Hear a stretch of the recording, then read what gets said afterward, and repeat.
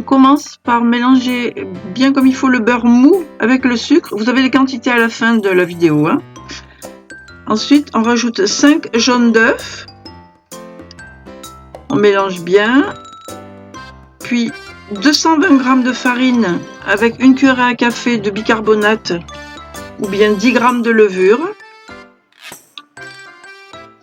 On va tamiser la farine pour éviter les grumeaux. Alors, je le fais en 2 fois, faut pas qu'il y ait trop à mélanger à la fois.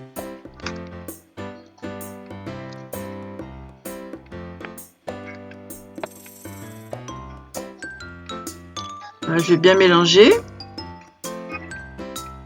Voilà, là, toute la farine est bien incorporée.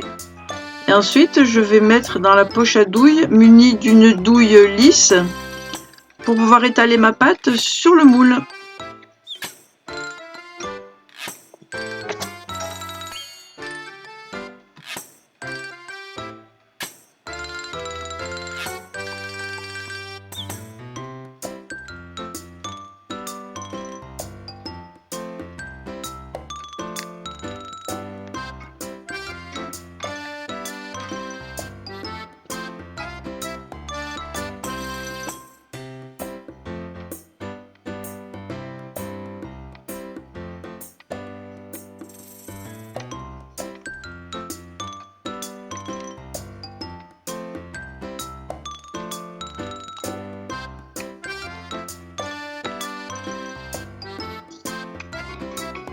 Voilà, je vais finir avec la petite spatule coudée pour étaler un peu mieux, mais de toute façon à la cuisson ça va bien s'étaler puisqu'il y a pas mal de beurre dans la pâte.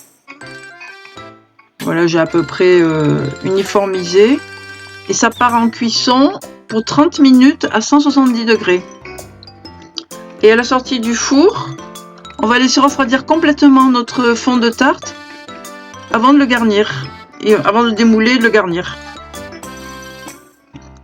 Une fois qu'il est complètement refroidi, on va démouler délicatement.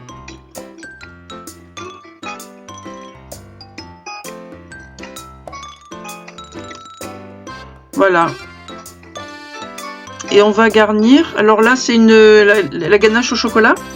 Mais sinon, vous pouvez mettre de la confiture. Vous pouvez mettre d'une crème au citron pour faire une tarte au citron ou une crème au citron que vous allez recouvrir de fruits frais, des fraises en ce moment, bien sûr.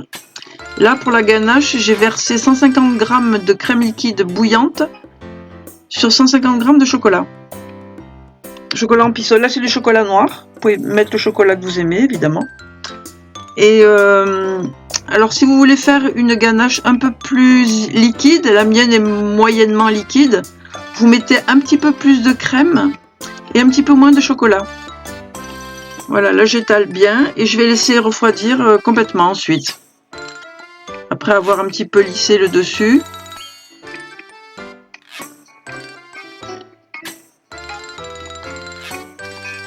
Voilà, je fais un petit peu plus uniforme par-dessus.